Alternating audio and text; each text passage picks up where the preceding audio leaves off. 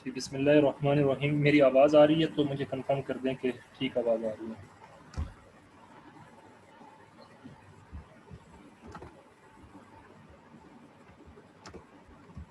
Okay,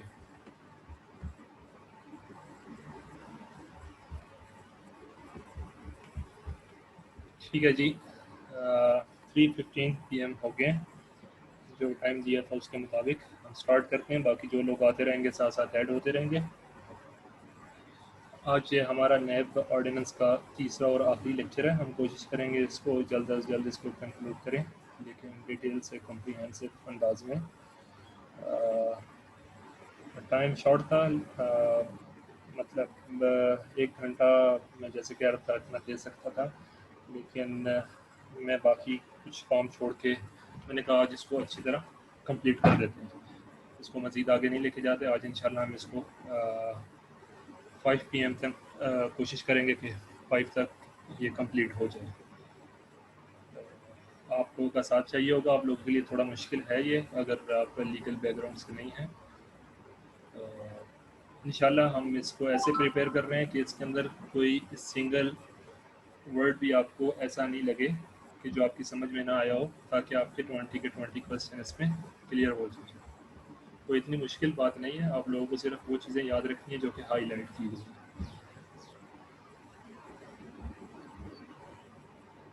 जी, हमने section 20 तक कल किया था, तो आज सेक्शन 21 है नैब ऑर्डिनेंस 1999 का। आपको सामने स्क्रीन पे ये नज़र आ रहा है, और ये PDF फाइल मैंने ग्रुप के अंदर शेयर भी कर दी है, वहाँ से भी आप देख सकते हैं। अभी फ़िलहाल आपको स्क्रीन पे ये नज़र आ रही होगी section 21, international cooperation request for mutual legal assistance. आपने सुना होगा कि इंटरपोल और इस तरह की कुछ चीज़ें होती हैं, या बाहर से किसी बंदे को पकड़ना है या बाहर किसी की प्रॉपर्टी है, तो उसका क्या कोई लीगल मैकेनिज्म क्या होता है। वहाँ पे तो पाकिस्तानी पुलिस नहीं होती, कोई पंजाब पुलिस नहीं बैठी उधर, या उधर कोई सिंध पुलिस नहीं बैठी। उधर की वहाँ की पुलिस है, वो स्टेट है, उनके अपने लॉज हैं। उनके साथ अगर हमने कोई बात करनी है, कोई उनको कहना है कि मियाँ साहब को पकड़ के दें या मियाँ साहब के फ्लैट्स हैं उसको बंद करके दें, तो वो उस स्टेट के अपने लॉज होते हैं। वो हमारे लॉज के बाइंडिंग नहीं है कि हमारे कहने पे कुछ वो करें। तो वहाँ पे हमारे इंटरनेशनल लॉ के अंदर बहुत सारी ट्रीटीज साइन हुई होती हैं, बहुत सारे प्रोटोकॉल साइन हुए होते हैं, जिसके मुताबिक हम उनके साथ, यानी एक किस्म का कह लें MOU साइन हुए होते हैं कि हम उनके साथ कॉपरेशन कर रहे होते हैं लीगल तौर पे।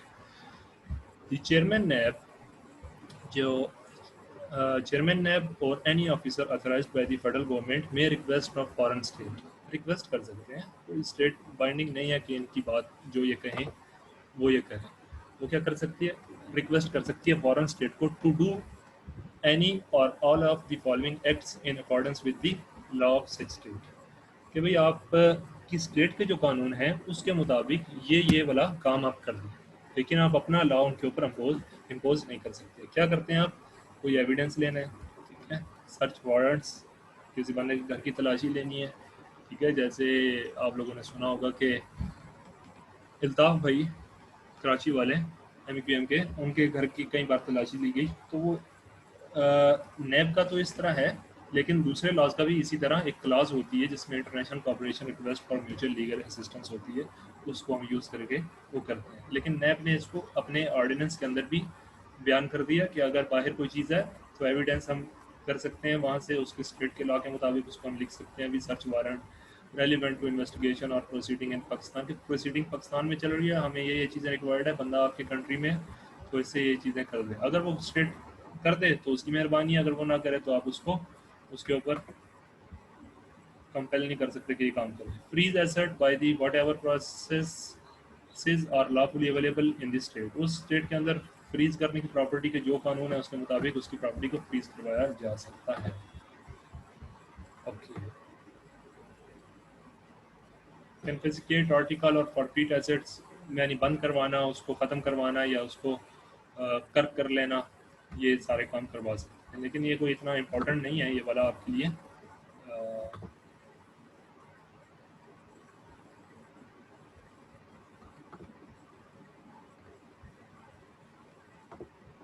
जी, ट्रांसफ़र टू पाकिस्तान, वो क्या करें वहाँ से, वो जो चीज़ें documents, things, articles, assets, proceed, realise, disposal of such article, वो क्या कर दें, कि वो पाकिस्तान ट्रांसफ़र करते हैं, उसका एविडेंस इकट्ठा करते हैं।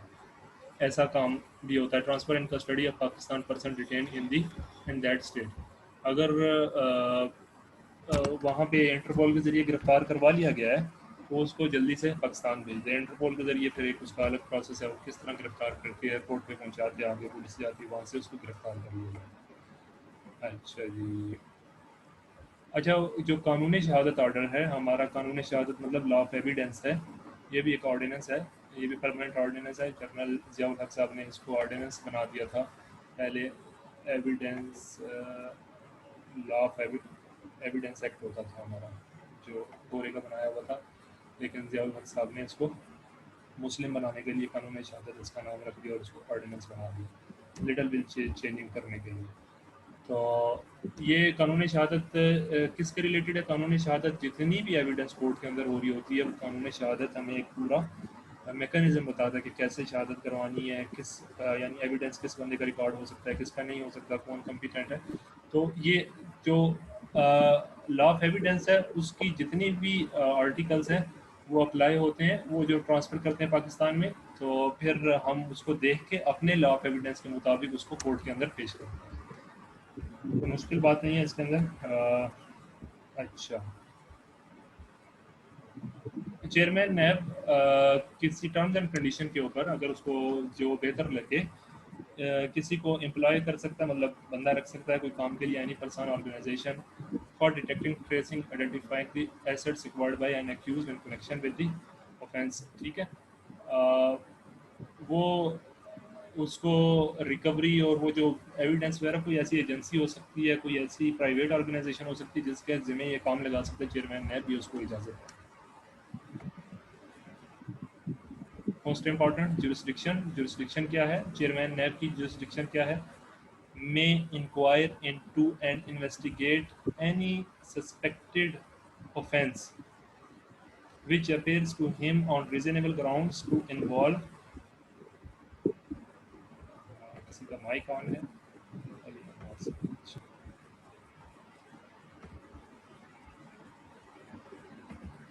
जी। The chairman NAB may inquire into and investigate any suspected offence which appears to him on reasonable grounds to involve offence under this ordinance। अगर उसको लगता है कि कोई भी ऑफेंस जो कि इस ऑर्डिनेंस के अंदर बताया गया है and has been refer to him और हिज ऑन अकॉर्ड, अगर वो खुद चाहे या उसको अगर कोई रेफर किया गया है तो वो उसके ऊपर अपना उस वहाँ तक की जुरिस्डिक्शन रखता है। अगर कोई ऑफेंस इस ऑर्डिनेंस के तहत किसी बंदे ने किया है तो उस तक उसकी जुरिस्डिक्शन है। अच्छा, द चेयरमैन नैब में if he thinks fit conduct any such investigation in conjunction with any other agency or any other person who is in अच्छा, इसकी तो अपनी jurisdiction तो है, लेकिन ये अगर किसी कंपनी किसी एजेंसी को साथ मिलाना चाहता है, किसी पुलिस को, कोई ISI को, IB को, तो वो उसकी असिस्टेंस हासिल कर सकता है। अ प्रॉपर एजेंसी और person to be concern in it, वो उसको इजाज़त है कि वो उसको लिखेगा कि हमें आपकी मदद रिक्वायर्ड है। Transfer of property void.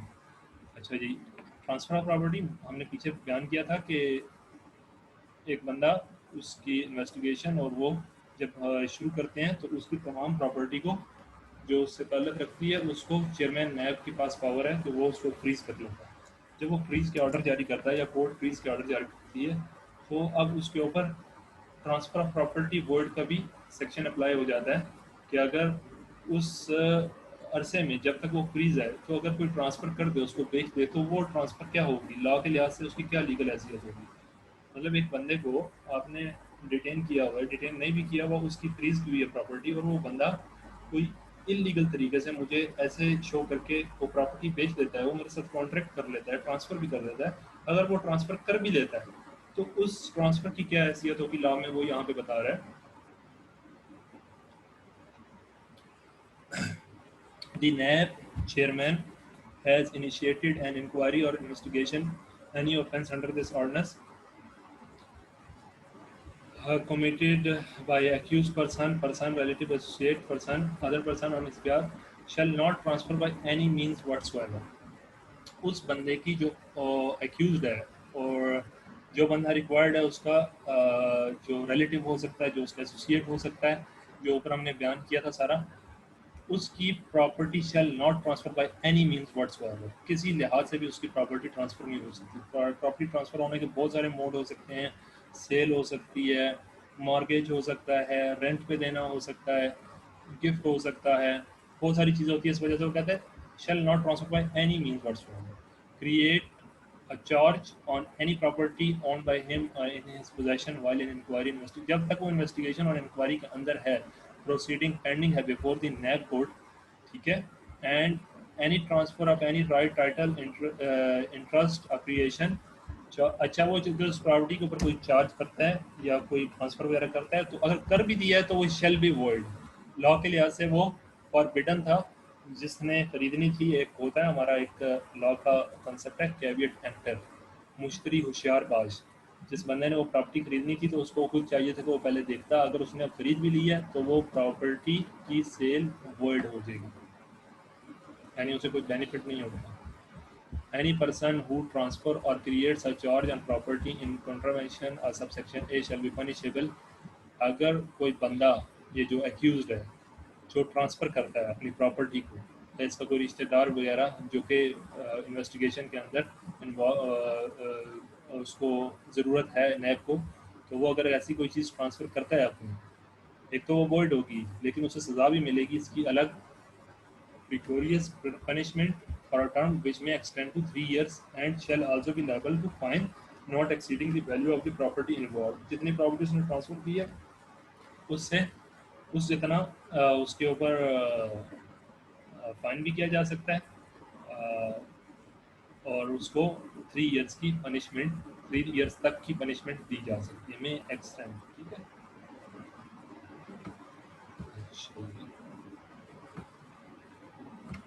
Provided that such transfer of any right, title, interest, creation of a charge on such property shall not be void if made with the approval of the court। हाँ, अगर उन्होंने बेचनी थी तो अगर court से इजाज़त लेके वो काम करते हैं, subject to such terms and condition as the court, तो कोर्ट का एक प्रोसीजर है। कोर्ट अगर उसके ऊपर टर्म्स एंड कंडीशन लगा दे कि भाई अगर ये सेल कर सकते हो, अगर कल ये बंदा पकड़ा गया और ये इन्वॉल्व हुआ, कन्विक्टेड हो गया, तो फिर ये सेल, वो जैसे वो टर्म्स एंड कंडीशन लिखेगी, अगर उस तरह कर सकता है तो फिर इजाज़त है उसको, उसके ऊपर ये सेक्शन अप्लाई नहीं होगा। अरेस्ट कैसे अरेस्ट करते हैं, अरेस्ट हाउ मेड, कैसे होगा बंदा अरेस्ट, इसका एक प्रोसीजर होता है। आम क्रिमिनल लॉ के लिए क्रिमिनल प्रोसीजर में होता है, नैब के लिए थोड़ा सा अलग प्रोसीजर है। तो बंदे को कैसे अरेस्ट किया जाता है, the chairman NAB shall have the power at any stage. हमने ऊपर एक सेक्शन में पढ़ा था कि चेयरमैन नैब के ऊपर पास पावर ऑफ अरेस्ट भी है और power of police station officer भी है, मतलब एसएचओ की पावर भी होती है उसके पास, और उसके पास ये वाली जो अरेस्ट की पावर है वो भी होती है। जब हम कहते हैं पुलिस ऑफिसर वाली जो एसएचओ वाली पावर होती है, तो वो पूरे जो भी उसे अथॉरिटी दी गई है अंडर द पुलिस रूल्स और under the CrPC, criminal procedure code, वो सारी वो यूज़ कर सकता है। और ये अरेस्ट वाली पावर उसको यहाँ पे बताई गई है कि अरेस्ट की पावर कैसे, shall have power at any stage of the inquiry. Inquiry start की है उसने और इन्वेस्टिगेशन स्टार्ट की under this ordinance to direct that the accused if not already arrested. अगर बंदा अभी तक अरेस्ट नहीं हुआ तो वो डायरेक्ट कर सकता है, ऑर्डर जारी कर सकता है, शैल बी अरेस्टेड, वो बंदे के वारंट निकाल सकता है कि इस बंदे को अरेस्ट करके लाया जाए।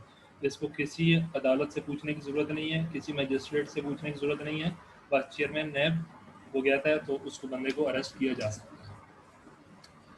If the chairman NAB or an officer of the NAB duly authorized by him decide to refer the case to a court, मतलब वो रेफरेंस बनाने का डिसाइड करते हैं, ये रेफर का मतलब है रेफरेंस बनाने का डिसाइड करते हैं और कोर्ट भेजें। Shall reference shall contain the, अब रेफरेंस के अंदर क्या क्या चीज़ शामिल होनी चाहिए ये यहाँ पे बताया जा रहा है।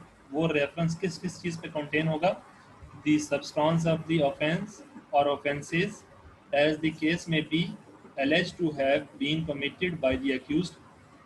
सिंपल अल्फाज के अंदर उस रेफरेंस के अंदर ये बात दर्ज होती है, जैसा कि सेम एफआईआर होती है इस तरह का रेफरेंस होता है, उसके अंदर लिखा होता है कि इस बंदे ने ये फलाना सेक्शन 9 इसकी सब क्लास फलाना इसके तहत ये बंदा इस जुर्म में इन्वॉल्व पाया गया, तो वो उसके ऊपर लिखा होता है। तो ये यहाँ पे बता रहा है कि ये लिखना लाजमी है, ठीक है, ऑफेंस का सब्सटेंस वो चीज़ें लिखनी है। अच्छा, उसके बाद and copy of such reference shall be, ये एक प्रोसीजर बताया जा रहा है नैब को कि वो उसकी एक कापी फॉरवर्ड करेगा रजिस्ट्रार को, registrar of the court, NAB court का रजिस्ट्रार होता है, to which the case has been send to try the accused and other copy shall be delivered to the accused. एक कापी एक्यूज को दे दी जाती है और एक कापी कोर्ट को दे दी जाती है। जैसे एफआईआर की एक कापी अदालत में भेजी जाती है, प्रोसिक्यूशन ब्रांच होती है उधर, और एक कापी एक्यूज को दे दी जाती है, तो ताकि एक्यूज अपने आप को वहाँ पे ट्रायल के अंदर डिफेंड कर सके। यही रेफरेंस होता है जो वकीलों के पास जब एक्यूज पकड़ा जाता है, अरेस्ट हो जाता है, तो वो लेके आता है कि मैं जेल में हूँ, तो उस रेफरेंस के ऊपर से हमें पता चलता है कि इसके ऊपर क्या सेक्शन लगाए गए हैं और क्यों लगाए गए हैं, पूरी एक स्टोरी लिखी हुई है। The provision of subsection A shall also apply to the cases which have already been referred to the court. ठीक है, कुछ ऐसे वो होते हैं जिसको नैप, तो नैप का चेयरमैन इन्वेस्टिगेट और इंक्वायरी के बात तो नहीं करता, लेकिन वो पहले ही रेफर टू द कोर्ट, मतलब वो जो हमने पीछे पढ़ा था कि नैप का चेयरमैन दूसरी कोर्ट को कहता है कि इसको हमारी कोर्ट के अंदर ट्रांसफ़र करो, हमें ये बंदा रिक्वायर्ड है और ये बंदा इस चीज़ में भी इन्वॉल्व है, तो वो बंदा जैसे ही उधर आ जाता है तो उसके अंदर फिर आपको ये चीज़ वहाँ पे भी अप्लाई करनी पड़ेगी, मतलब उसका रेफरेंस बना के क्या करना पड़ेगा कि बताना पड़ेगा एक्यूज को भी और उस कोर्ट को भी कि भी ये बंदा इस वजह से हमें इन्वॉल्व हुआ है। अच्छा जी,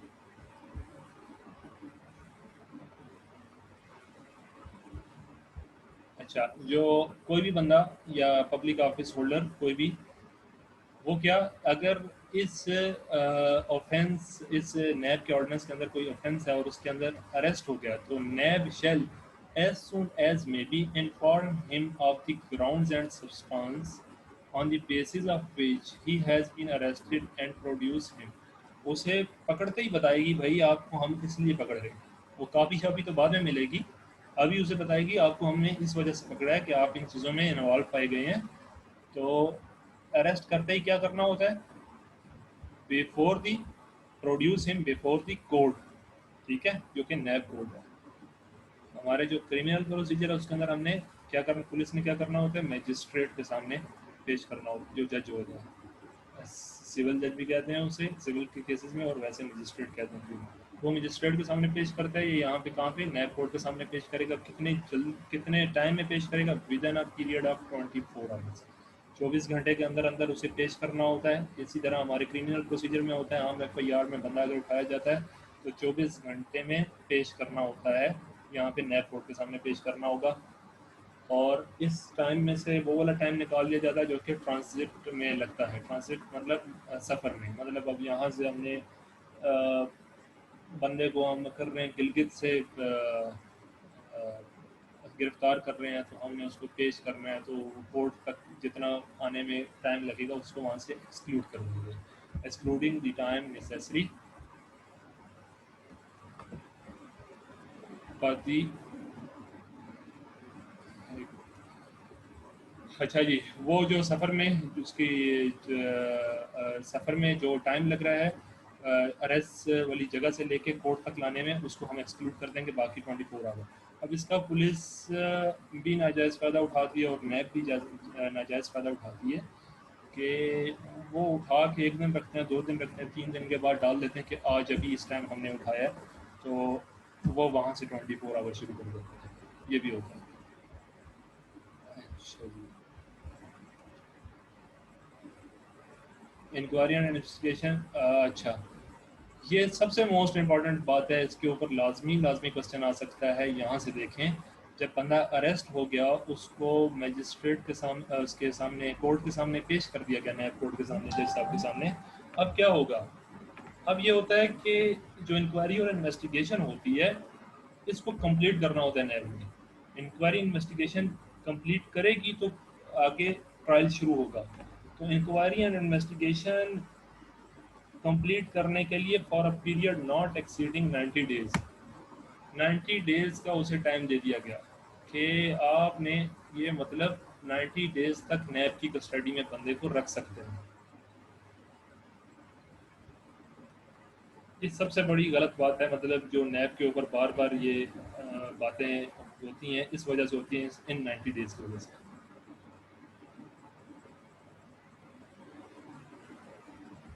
अ, पुलिस वाले को छोड़ दें, पुलिस ने नहीं गिरफ्तार करना होता है। अगर पुलिस भी गिरफ्तार कर दिया तो असल में नैब पेश कर रहा होता है। नैब ऑर्डिनेंस के तहत अगर कोई बंदा पकड़ा गया है तो उसको नैब कोर्ट में पेश करना है। पुलिस सिर्फ असिस्ट करती है। अगर नैब को अगर बंदा पकड़ने के अंदर लिए पुलिस चाहिए या कोई एजेंसी चाहिए तो वो उस बंदे को हथकड़ियाँ लगा के, एक पूरा प्रोसीजर है, बाकी प्रोसीजर पुलिस रूल्स के अंदर भी लिखा हुआ है और सीआरपीसी में उस बंदे को पेश कैसे करते हैं कि उसको हथकड़ियाँ लगी होती हैं और उसको नैब कोर्ट के सामने पेश करना है। अब इसकी इन्वेस्टिगेशन पूरा करने के लिए इन्हें 90 डेज़ का टाइम दे दिया गया कि 90 डेज़ भाई आप अपनी कस्टडी में रख सकते हैं। और वो कस्टडी किसी भी जगह हो सकती है। नैब उसको अंधेर कोठरी में रखे या किसी पुलिस स्टेशन में रखे या किसी जेल में रखे या किसी के घर में रखे या उसी के घर में रखे, ठीक है। लेकिन ये 90 डेज का टाइम बहुत ज़्यादा बड़ा टाइम है। एंड दी कोर्ट में रिमांड एंड दी कोर्ट में remand an accused person to custody not exceeding 15 days at a time. ये जो 90 डेज का पीरियड कैसे पूरा होता है, मतलब अभी आपने लाए, बंदा अरेस्ट किया, ले आए जज साहब के सामने, जज साहब ने देखा बंदा ठीक है, सही सलाम, वो एक पूरी एक वो टर्म लिखता है कि बंदा जिंदा था, ये वो मैंने देखा, बंदा यही बंदा है और इस बंदे का ये आईडी कार्ड है, उसके वहाँ पे सिग्नेचर, अंगूठा वगैरह सब कुछ होता है। उसे अरेस्ट कर लिया। अब अब नैब ले जाएगी उसे, नैब ले जाएगी इन्वेस्टिगेशन और इसके पर्पज़ के लिए। लेकिन कोर्ट को क्या इजाज़त है कि कोर्ट सिर्फ 15 दिन के लिए उसे दे सकती है। 15 दिन के बाद नैब वाले उस बंदे को दोबारा हथकड़ियाँ लगा के दोबारा कोर्ट के अंदर पेश करेंगे, फिर 15 डेज़ की इजाज़त लेंगे। फिर वो 15 डेज़ गुजरेंगे, फिर अगर उन्हें चाहिए तो फिर वो आके कोर्ट को बताएंगे कि जी हमें बंदा फिर चाहिए, तो वो फिर 15 डेज़ की करेगा। ऐसे करके 90 डेज़ पूरे करेंगे। तो होता क्या है,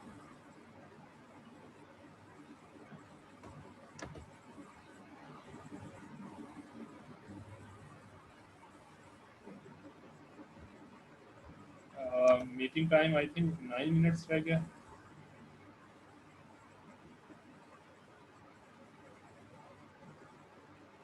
चलें इसको कंप्लीट कर लेते हैं, फिर हम इसको रीज्वाइन कर लेंगे। इस वाले को कंप्लीट कर लेते हैं यहाँ पे। अब वो 15 डेज़ का टाइम दे सकती है कोर्ट, तो फिर 15 डेज़ बाद उसे रिन्यू करवाना होता है। कोर्ट शैल रिकॉर्ड, कोर्ट क्या करती है जब वो रिन्यू करती है उससे अगले 15 डेज़ के लिए कोर्ट शैल रिकॉर्ड, उसके लिए लाजमी है कि वो रिकॉर्ड करे रीज़न इन राइटिंग कि क्यों वो कर रही है। क्योंकि वो नैब आके बताता है, वो रिक्वेस्ट करता है कि जी हमें सर ये दोबारा बंदा चाहिए, इस बंदे की इन्वेस्टिगेशन ये चीज़ें रहती हैं, तो हमें ये बंदा दे दें। वो राइटिंग में लिखता है जज, copy of which shall be sent to the high court, उसकी एक कॉपी हाई कोर्ट को भी दी जाती है, ठीक है। All person presently in custody shall immediately upon coming into court. सबसे अच्छा, ये आपके मकसद का नहीं है कि वो जब ये ऑर्डिनेंस बना उससे पहले जो बंदे अरेस्ट थे तो उनके लिए था, ये आपके रिलेटेड बिल्कुल नहीं। The chairman may declare and notify any place as a police station or a sub jail at his discretion. ये देखें, ये चेयरमैन नैब को फुल डिस्क्रिशन है कि वो किसी भी जगह को जेल करार दे सकता है, किसी भी जगह को। बेशक उसका अपना घर वो एक्यूज था उसको भी कर सकता है, जैसे जरदारी साहब को एफेड के घर में रखा गया था, उसी को सब जेल करार दिया था। तो ये चेयरमैन नैब के ऊपर होता है, तो वो कर लेगा। ठीक है जनाब, आप सब इसको क्विट कर दें ताकि हम इसको दोबारा ज्वाइन कर सकें।